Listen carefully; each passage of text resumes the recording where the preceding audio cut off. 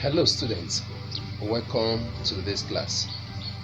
In our previous class, we took a look at Universal Declaration of Human Rights 1.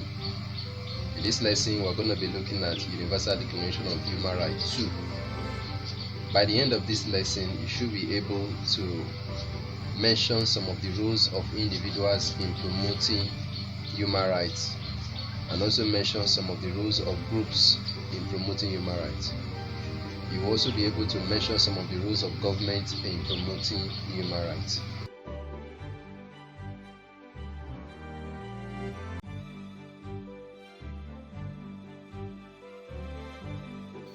The first is the mass media, such as the newspaper, radio, and television, exposes instances of government denial of the human rights of citizens.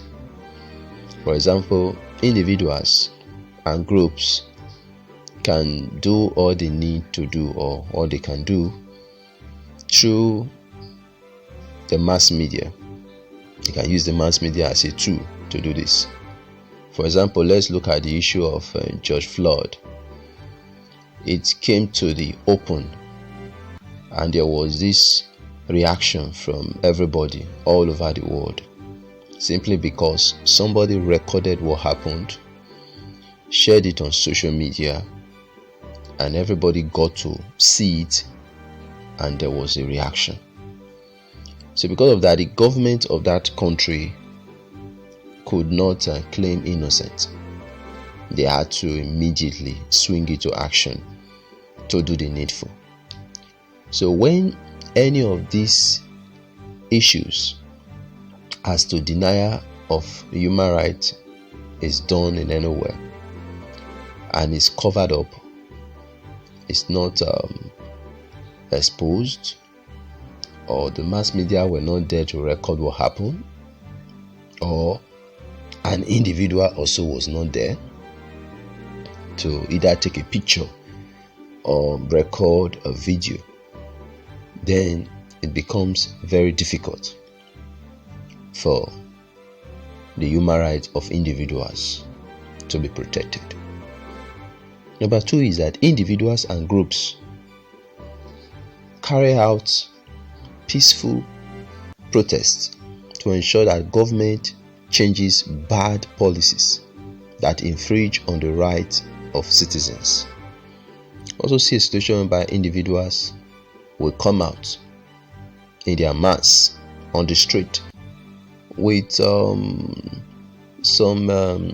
written stuff, placard, to drive home their point. And then they begin to start protesting.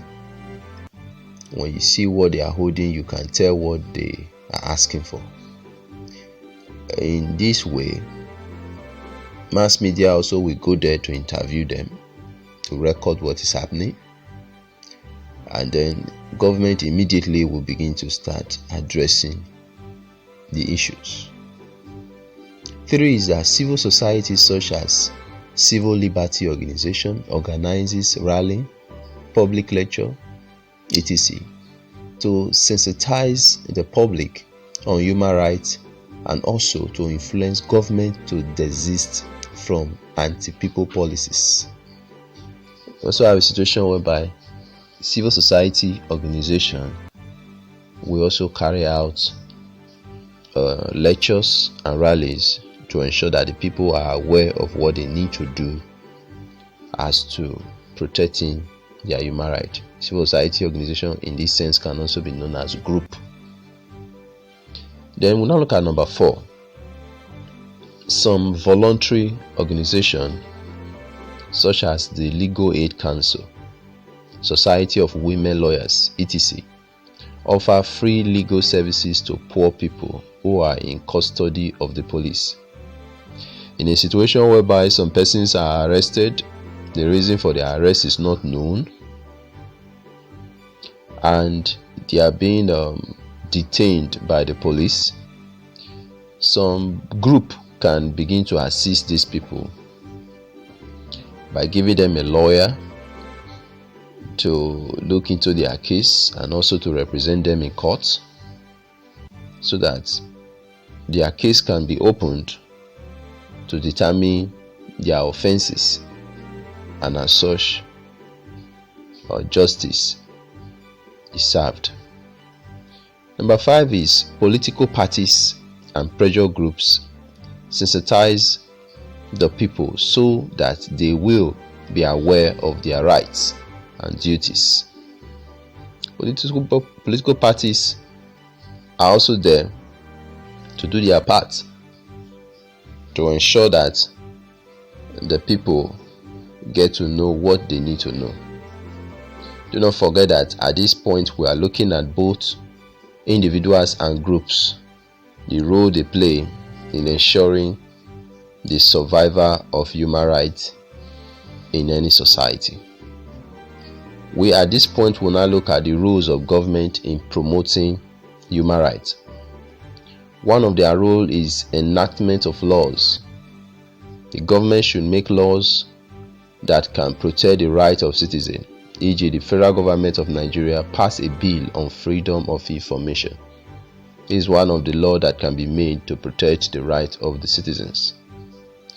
Freedom of Information Bill is a bill that promotes the fact that everybody have a right to be informed, and everybody also have a right to express themselves without denial or being asked to shut up for any reason. Number 2 is establishment of government agencies that can protect the rights of citizens, e.g., National Agency Prohibiting Trafficking in Persons, Legal Aid Council, and National Human Rights Commission. We also have agencies government can also set up to ensure that some persons' rights are protected. For example, those who are ensuring that people are not trafficked, people are not bought and sold. They also arrest people who get involved in such activities, and they are dealt with. They also have the National Rights or Human Rights Commission. It's also there to ensure that when rights of persons are violated, the people who get involved in such activities are dealt with. Number 3 is including fundamental human rights in the Constitution, e.g., the federal government Constitution or Nigeria Constitution makes provision for fundamental human rights in the Constitution, which citizens can easily refer to when seeking redress. The fundamental human right of every citizen is in the Constitution of the Federal Republic of Nigeria, and as such, whenever that right is violated, it is very easy for citizens to make reference to such the chapter it is in the Constitution and what the Constitution allows that person to do in such a situation.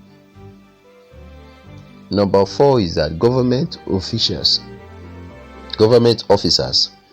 should not disobey court order and should abide by the tenets of the Constitution when carrying out their functions. So those who are working for government or who are representing government in any area, they must ensure that they carry out their function according to the Constitution, and they must not for any reason disobey court order. In doing this, they would have done what is right, and as such the rights of the citizens would have been protected.